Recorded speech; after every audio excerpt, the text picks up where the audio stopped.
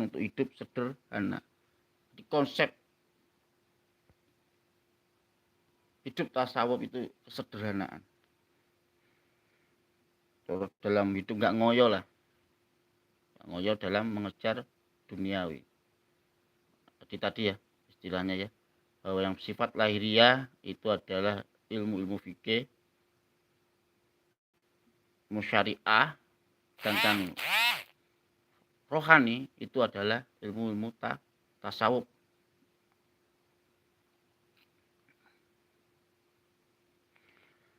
Nah, juga menumbuhkan sifat ya, jujur, istiqomah, dan tawadhu. Semua itu bila dilihat pada diri Rasulullah Shallallahu Alaihi Wasallam yang pada dasarnya sudah menjelma dalam kehidupan sehari-harinya. Jadi yang menjadi patokan atau menjadi dasar tentunya Rasulullah itulah dalam gambaran dalam tasawuf, dalam ilmu tasawuf. Karena kita lihat bagaimana kitab pemahaman kita tentang sejarah Rasulullah sangat sederhana dalam kehidupannya, yang pada dasarnya sudah menjelma dalam kehidupan sehari-harinya, apalagi di masa remaja.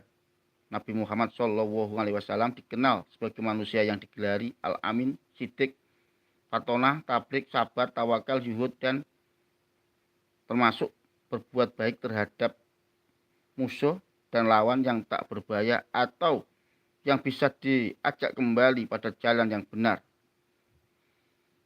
Dasarnya ini dari kehidupan ya, dari historis Rasulullah itu sendiri yang menjadi patokan dalam mempelajari ilmu tasawuf.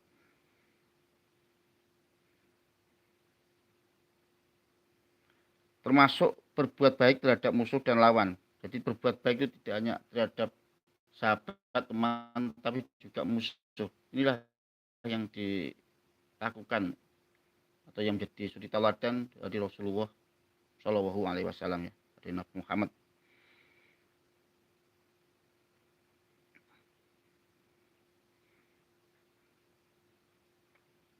Yang tak berbahaya atau yang bisa diajak kembali pada jalan yang benar. Perilaku hidup Rasulullah Shallallahu Alaihi Wasallam yang ada dalam sejarah kehidupannya merupakan bentuk praktis dari cara hidup dari seorang sufi. Sehingga tujuan terpenting dari tasawuf adalah lahirnya akhlak yang baik dan menjadi orang yang bermanfaat bagi orang lain. Ini tujuan ilmu tasawuf. Di ilmu tasawuf itu punya tujuan. Tujuannya apa?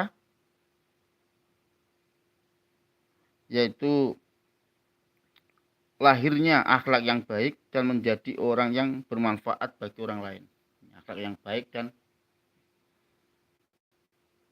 bermanfaat bagi orang lain. Karena kita tahu bahwa dalam ajaran Islam datang ke muka bumi salah satunya yaitu memperbaiki akhlak atau moral.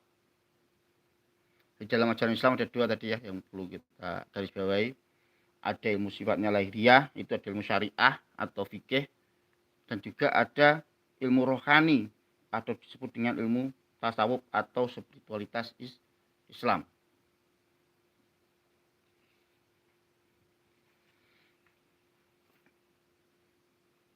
Ya, kita akan lanjutkan ya. Tasawuf merupakan jalan hidup para sufi dalam meraih tujuannya, yaitu mendekatkan diri sedekat mungkin dengan Tuhan sehingga ia dapat melihatnya dengan mata hati, bahkan rohnya dapat bersatu dengan roh Tuhan. Kita kira ya, kalau al-khalat kan anak al-haq seperti itu ya. Kalau dalam bahasa Jawa kita mendengar ya istilah ilmu-ilmu sufi, ngalung gauling kawula Gusti, itu masuk salah satu ilmu tasawuf.